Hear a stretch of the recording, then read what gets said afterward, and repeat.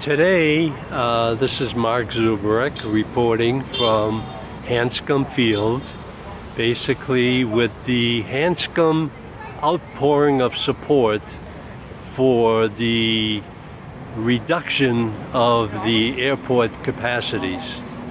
And today I'm here with... My name is Alex Chatfield and I live in Lincoln, Mass.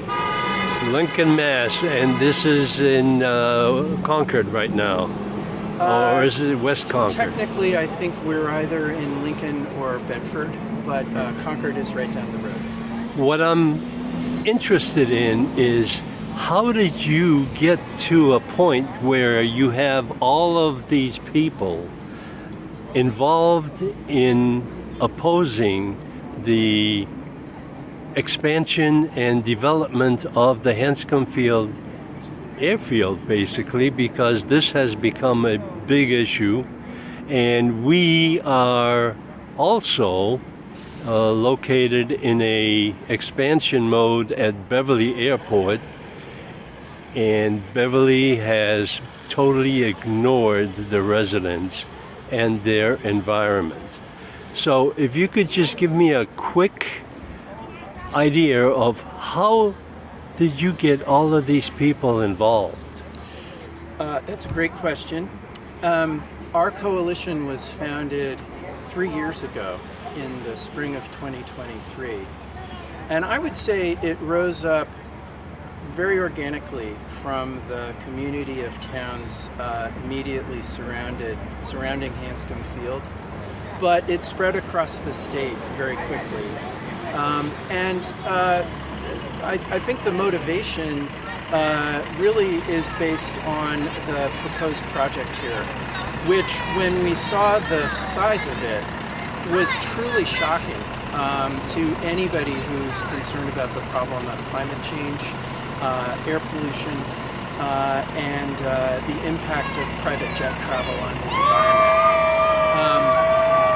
Private jets are the most polluting form of transportation ever invented when you look at it from a per passenger mile.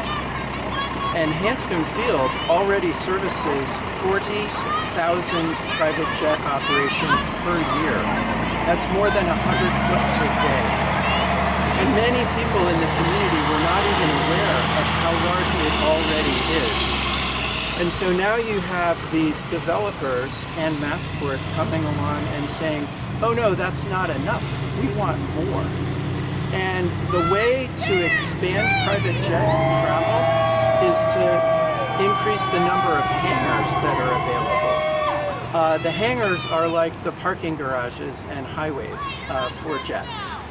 If you build more of them, you are inducing more demand for people to come to this facility.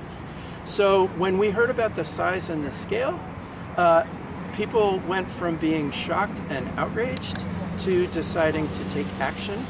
And so the challenge for us has really been to sustain that energy over the course of 3 years and to be able to turn out people for events like this. And this has been in place for 3 years, like you Correct. said. And we call it the Coalition to Stop Private Jet Expansion at Hanscom or Anywhere.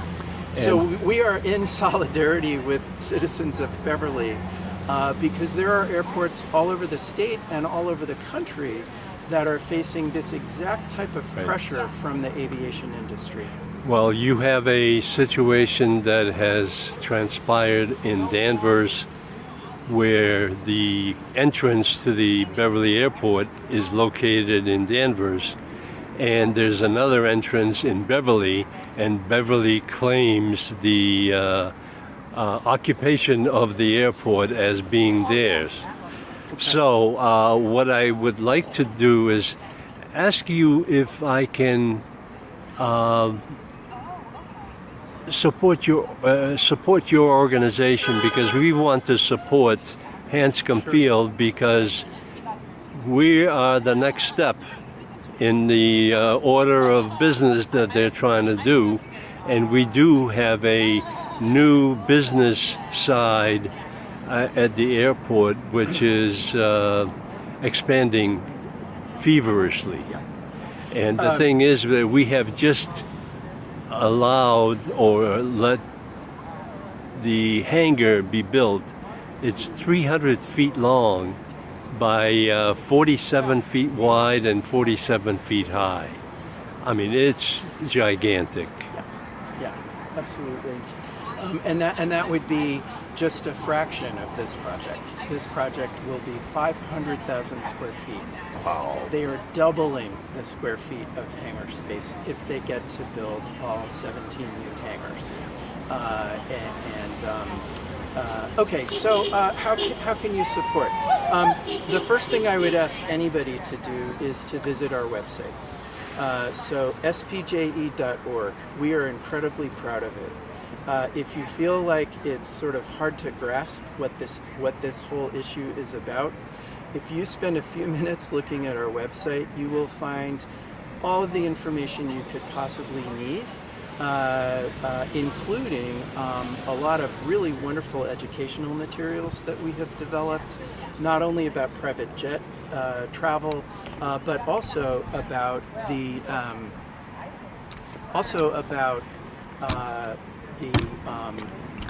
whole issue of so-called sustainable aviation fuel, which is another issue that Massport is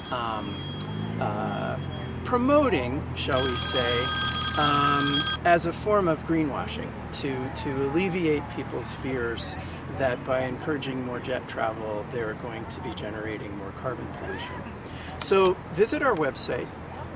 Anyone can sign a petition to Governor Healey asking her to cancel this. We have generated more than 15,000 signatures. Has that worked in any effect? It absolutely has worked in this regard. When the first draft environmental impact report was submitted to the state, which happened in 2024, the Secretary of Environment, Rebecca Tepper, rejected it in its entirety, sent it back to the drawing boards, told the developers that it was completely inadequate and not in compliance with the environmental law. And one of the things she cited in why she had so many concerns about the project was that at that time, over 13,500 citizens had signed the petition saying no to the governor, please cancel this project. The other thing that helped a lot is that our coalition generated about 1,700 public comments to the environmental agency, virtually 99% of which were in opposition to the project. See, this is the reason I'm here, because we are in the process of allowing